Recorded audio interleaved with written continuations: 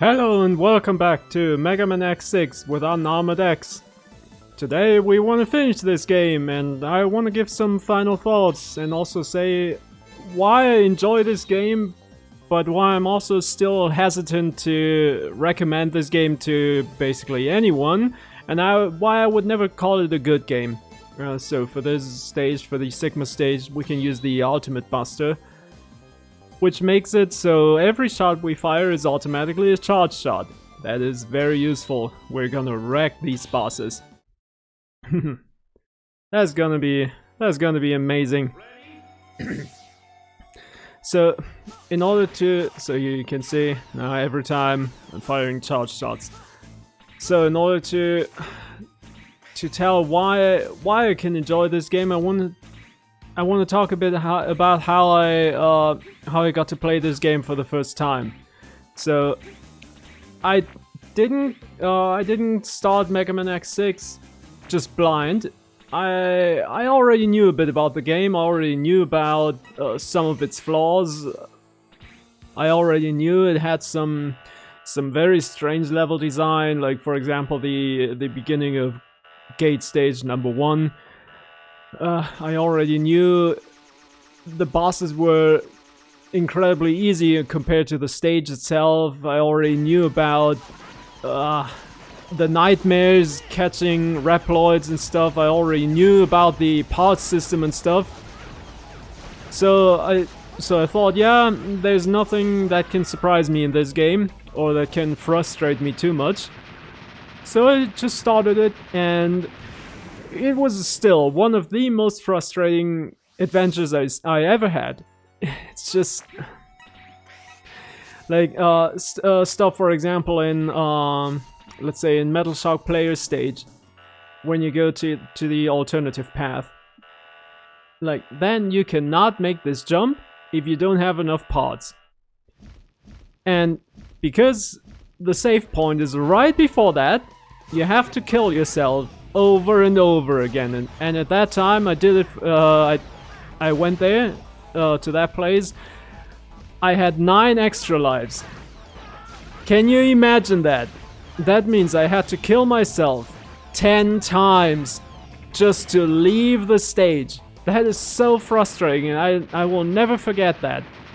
Also stuff like I just tried to like, how was it playing with Unarmoured X in certain stages, and then I came to the Amazon area and also in the alternative path, and yeah, this one is impossible. Even with all the parts you can have, you cannot.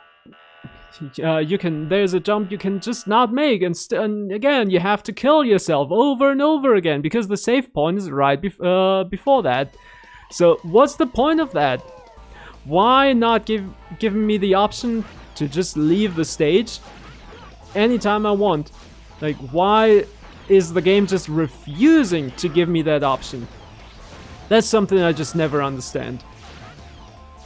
And by this point in the series, they should give you that option, because lives are just pointless.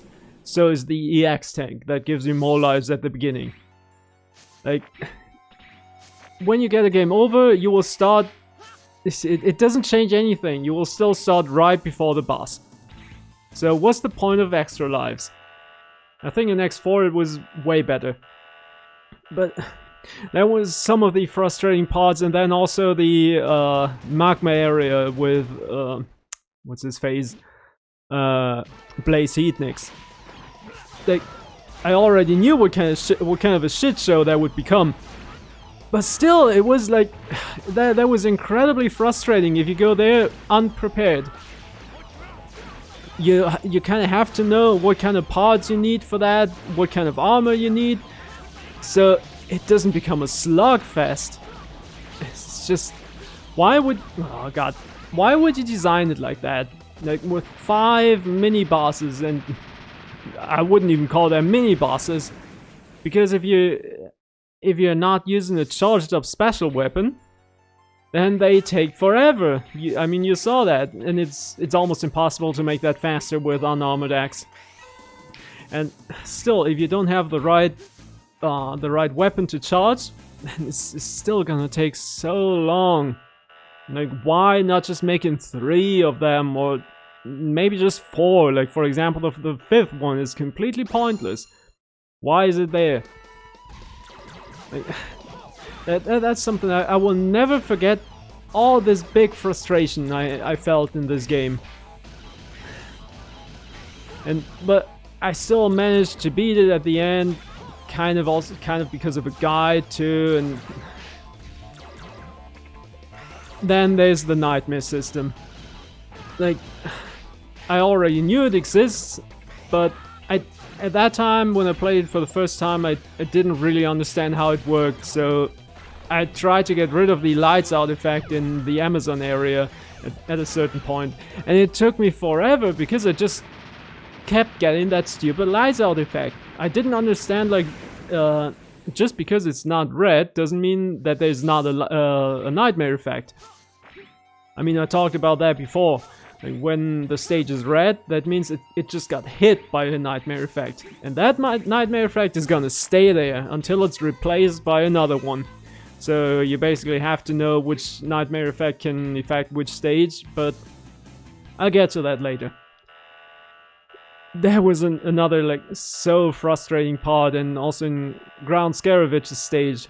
Like, oh hey, there he is. There are certain parts that you cannot jump over if you have Unarmored X or Blade Armor X. And there's, like, completely random if it's possible or not. I mean, without any extra parts, at least. And you kind of have to know which parts will make that jump possible. Which is, why would you design it like that? I'm still not sure if that was an oversight, or if the designers were just really, really mean. And T is still alive. Down there's just one boss left, and it's gonna be Infinity Maginian. Oi! Or is it? No, 2 bosses left. Or 3? Whatever. Yeah, that was the first time when I played this game. The second time was, I think, about 1 year later. And I don't even remember when it was. I think I was on a vacation and I was just bored. I played all the other X games a million times already. I was like, do I really want to play X6 again? And I was like, okay, why not? So I tried it again. I already knew where I had to go, where I couldn't go, stuff like that. And that was the time when I finally started to have some fun with the game. And the fun came, for me at least, came by trying to figure out where to go, which parts to get, where to go at which point, and even trying to figure out where I can go just by using Unarmored X, what I need to get, which Reploids give you what, something like that. That was the fun part for me, and that is usually not where you have the fun in a traditional Mega Man X game or any kind of Mega Man game. That's why I'm still hesitant to recommend this game to anyone, especially to Mega Man fans, because, I mean, some people are saying it was made for hardcore Mega Man fans, and I completely disagree with that. Like, why make the bosses so easy? What does that have to do with hardcore Mega Man fans? I mean, a hardcore Mega Man fan wants to beat every boss that is there with just the Mega Buster. At least at some point.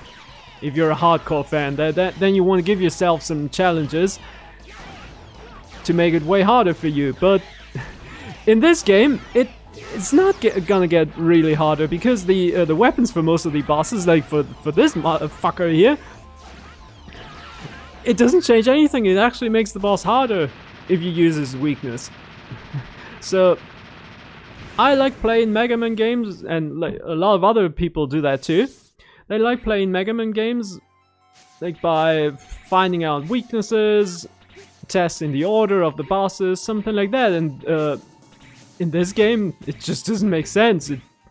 I mean, not the weaknesses don't make sense or something. It just it doesn't make sense to go for the weakness order or something.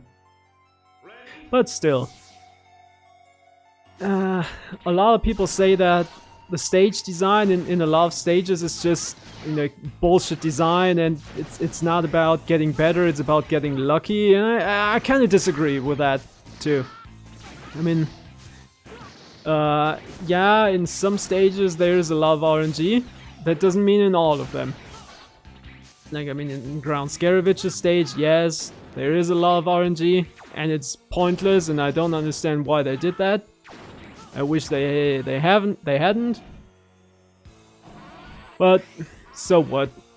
All the other stages, with enough preparation, you can make it. And that, like I said, that was the part where I had fun with the game, like trying to figure out the best preparation for every stage. And then, yeah, that gave me a pretty good feeling after I went through every stage with the right preparation, with the right parts, something like that. And here, right, the first Sigma fight is just... What is that? I mean, the dog in Mega Man X1, that was kind of pointless too after a certain time, but what the fuck was this just there? I was just standing there and shooting. Ugh. Yeah, but that's what I mean. That's where you can have fun with this game. By exploring. By trying to figure out the best path possible. Not about... It's not about finding the right weakness order or something like that. That's why I'm really hesitant to recommend this game to any Mega Man fan. Because it's not a traditional Mega Man game, at least the parts that are fun are not about playing a traditional Mega Man game. And no, I don't want to give this game like some kind of avant-garde status or something. No. I want to stress out, just because I can enjoy it doesn't mean it's a good game. Just because you find enjoyment with this doesn't mean it's a good Mega Man title. It's a pretty terrible Mega Man title. I mean, it's a terrible game anyway, but especially for a Mega Man game, this is really bad. Also, this last Sigma fight there, his weakness is basically you having enough extra health and health tanks and some... Oh, he's very generous today, I must say. So, where did I stop? Let's just get the life recover now. But one thing no one will disagree is the music in this game is just fantastic. I mean, that's just something, that's just an objective fact. No one will ever complain about the music in this game. Oh, come on, fuck you! Just let me hit you. Yeah, oh, god damn it!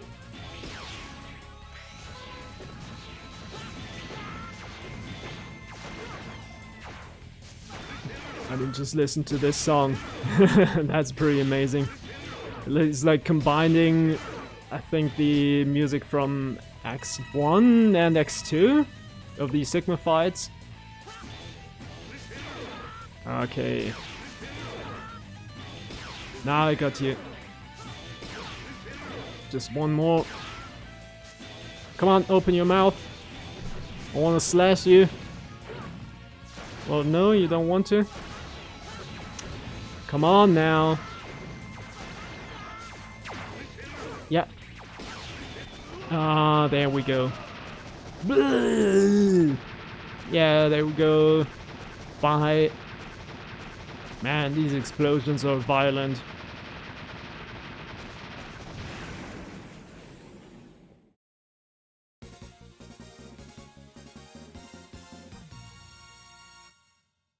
Hey, I finally beat this game, just with Unarmoured X, and that took me, I definitely had to practice a bit before this. I kind of had to look up where to go, stuff like not look up, but kind of remember it through again.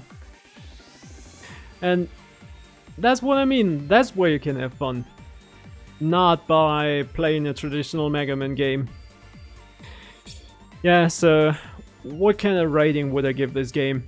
I like to give ratings like thumbs up for a game that I would recommend to anyone who likes the genre. Thumbs half up.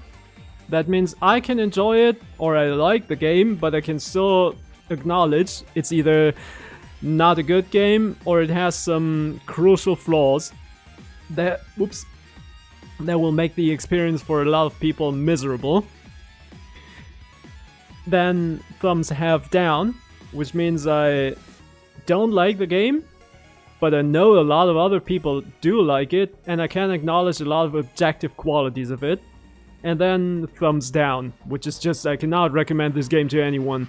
Just as an example, Mega Man X7 is a game I would give a thumbs down, because I would never recommend that stupid shit to anyone. It's a time waster. Fuck that game.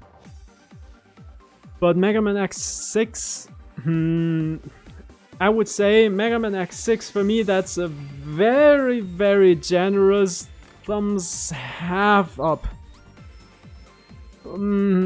Why do I mean like very generous? Because in the beginning I said this game is probably the worst game I've ever played that I can still enjoy. Yeah, I stand by that. That doesn't mean I think it's a good game. That doesn't even mean I like this game. It just means I can enjoy it. Those are two different things. If you really want to try this game, then look at a guide before trying that, or look at some videos where you can go, what does what, how do things work. At least the basic stuff. Not everything, because in my opinion that's the fun. Like finding out certain stuff in this game. Finding out some kind of mechanics, finding out some kind of hidden stuff. That's the fun in this game. Not about finding the weakness order and something like that. Of course, there are a lot of stages where it's just about getting better, like Blizzard Wolfang stage, or also Metal Shark Player stage, even Infinity Maginian stage. You can still just get better at it. Try to avoid as much as possible, or you just prepare the right parts and breeze through. Although in Blizzard Wolfang stage that is a bit difficult, but that stage, for example, I like to pick as my first stage because I just got better at it. That's a stage you can get better at, even at the falling ice blocks at the end. You can control every part of that, and even the ice physics. Everything in that stage is controllable. Not like in Ground Scaravage. Ugh. Like, why did they have to make this random? I still don't understand that. And another thing I don't like right now is that I like this J-pop song they usually have. I think in the Legacy Collection it's just this kind of generic stuff. Sounds a bit boring, don't you think? I really like that J-pop song at the end. It's pretty good. But yeah, that's Mega Man X6. Like I said, certainly not a good game. But I can find enjoyment with it by getting better at certain stages, getting better at understanding the game. It's not about breaking the game or something. It's about understanding the game, getting a bit better at that, to know where's what, and even about the Reploids and that kind of stuff. Like to know which Reploid gives you what, finding that out.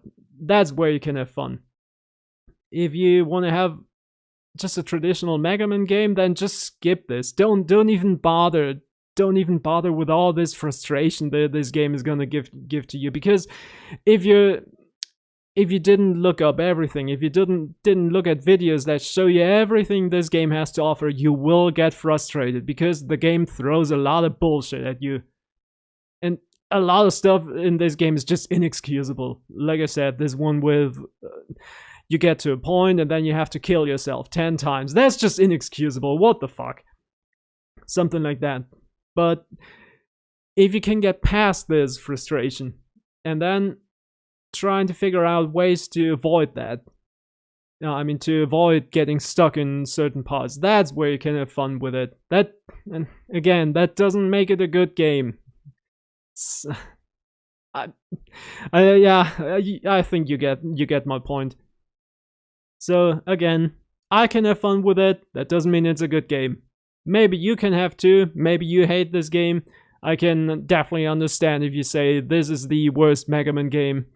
Although I would disagree and say Mega Man X7 is the worst Mega Man game because that's just a boring time waster. This game is not a boring time waster. It's fast paced.